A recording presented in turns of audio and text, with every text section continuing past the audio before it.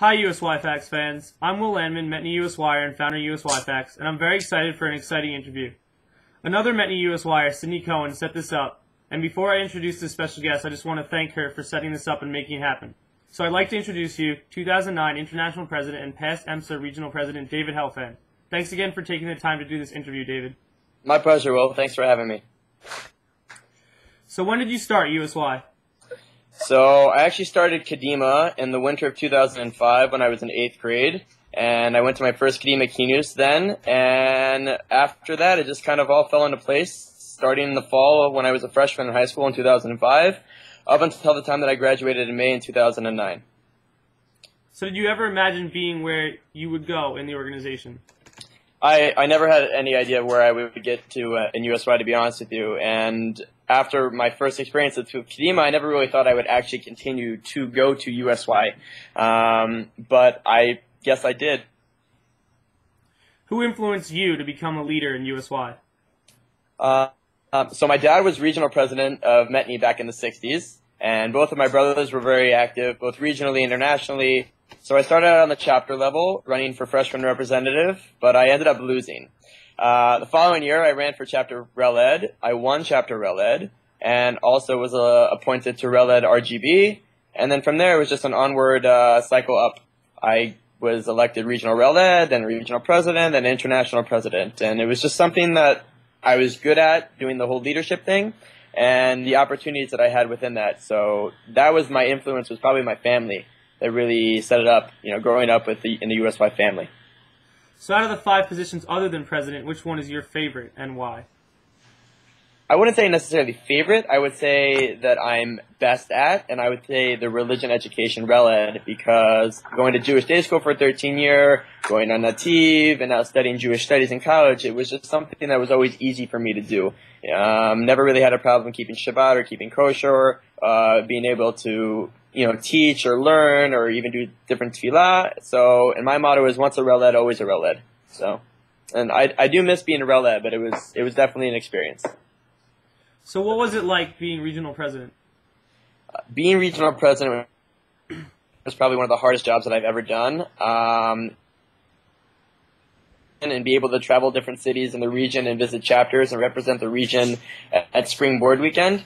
But it was very difficult to do because I didn't necessarily have a regional staff per se. Our region was going through a lot of transitions, so I had to learn from my mistakes and learn from everybody else's mistakes. And I think that really helped me as a regional president to eventually become international president. But regional president was a very, very difficult experience. It was enjoyable, but it was difficult nonetheless. So what was your toughest or biggest challenge as president?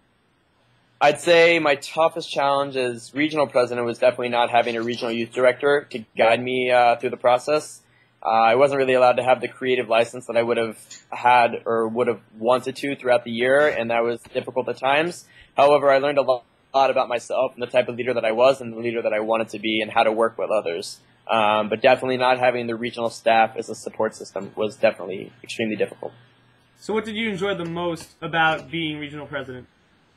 About being regional president was definitely traveling to different chapters in the different cities and doing programming or giving a speech here and there, or just hanging out with the different USYers at Kadimniks wherever I was going, and just also hanging out with my friends. In most of the cities in the region, I had a core group of friends that I could just hang out with and really just enjoy myself, and that was always really fun.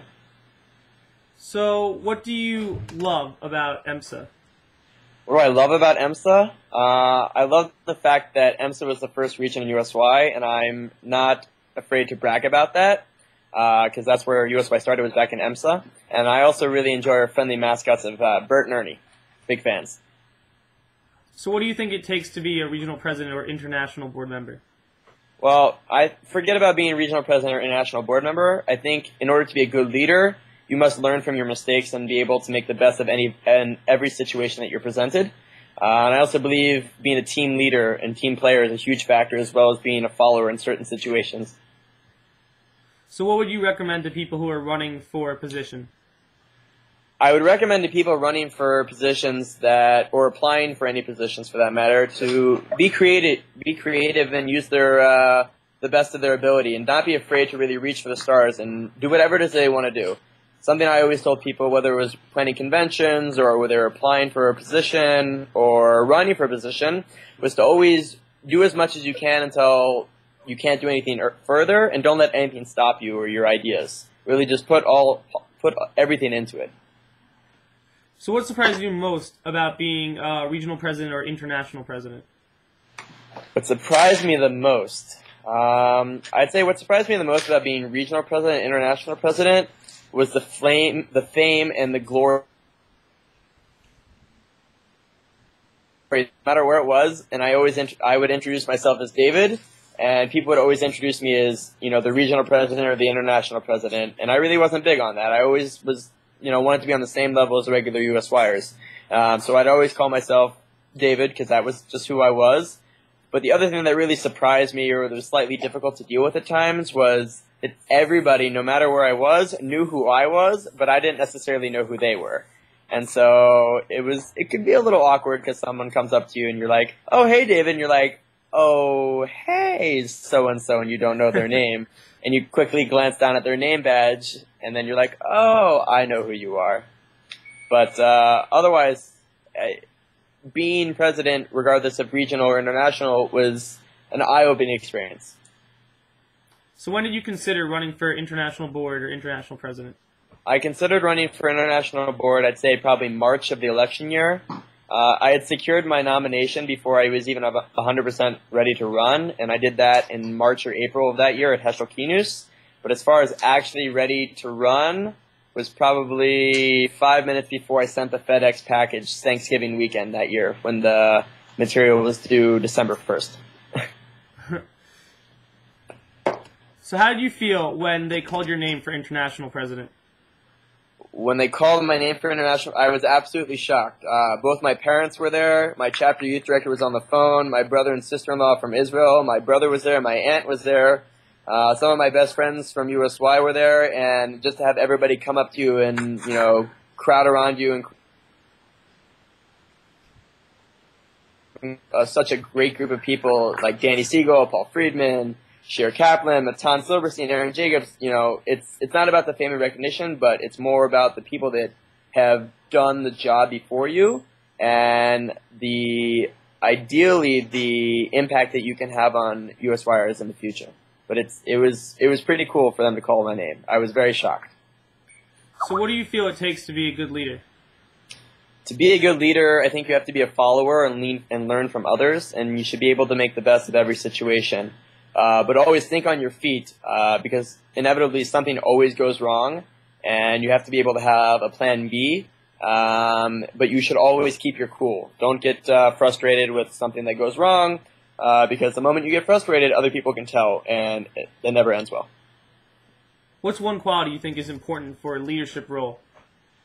Definitely listening. Listening is absolutely key. You need to be able to listen to everybody's ideas, their issues, and be a support system for whoever's in need, but also expressing your frustration, your opinions is also very important, because then other people can help you. You shouldn't suffer alone. So what are some of the perks of being on international board? I would be lying if I told you that spending USY money was an awful thing, but it's a fantastic thing. They'll fly you out to various regions and conventions, as long as you're willing to put in a little work at the convention and have fun and learn. But I definitely say traveling was an amazing experience. I went to a bunch of different regions, a bunch of encampments. Visiting Wheels buses was probably my favorite part of the travel, especially because I never went on USY on Wheels. And so the week in Los Angeles and the day in Savannah, Georgia was an unbelievable experience. And definitely visiting pilgrimage groups. You get a free trip to Israel out of it. You get to hang out with the kids during the summer, which is an amazing experience, and everybody should go on USY Israel pilgrimage. But also seeing all of the pilgrims at USY high events is also just an amazing experience. So did you get to go to specific IEB events, or did you specifically get to go to events as international president? The international board has our board bonding weekend. We have spring board, fall boards, Heschel Kinus. I went to the IC planning convention co-chairs meeting. And then I got to go to a couple of United Synagogue meetings, youth commission meetings, and then I traveled to different regions. I was in Far West, in Swuzi, Chuzi, Safon, of course in EMSA while I was still president. So there was a lot of opportunity, a lot of flying, a lot of frequent flyer miles, and a lot of sleepless nights. So what is your favorite aspect of USY? Favorite aspect of USY is probably the Shabbat environment that comes in on Friday afternoons at conventions or Kinusim. It's an amazing feeling getting ready for Shabbat with your friends and bringing in the Shabbat with Kabbalat Shabbat. But I'd say my other favorite aspect of USY is one that my mother, I know, hated because I never got any sleep while I was away for the weekends. And definitely learning how to survive off a little sleep while still enjoying yourself and still being extremely energetic. Definitely a skill that I still use today. So definitely Shabbat and just the excitement and also the friendships. Definitely, I think that's very important too. Is friendships that you make. So if you could describe USY in one sentence, what would you say? USY in one sentence. Wow, that's hard. I'd say USY is what got me to where I am today. What's one aspect you miss from USY, or one event you miss? I definitely miss going crazy and being wild and obnoxious during opening session, international convention. But one small thing that most people didn't know about me is back in the chapter, every Wednesday night, I would always fall asleep on the same couch in the lounge. Every week for 4 years straight, you could always see me sleeping on the couch. And there's many pictures and stories and videos of my friends and me missing programming because I was falling asleep.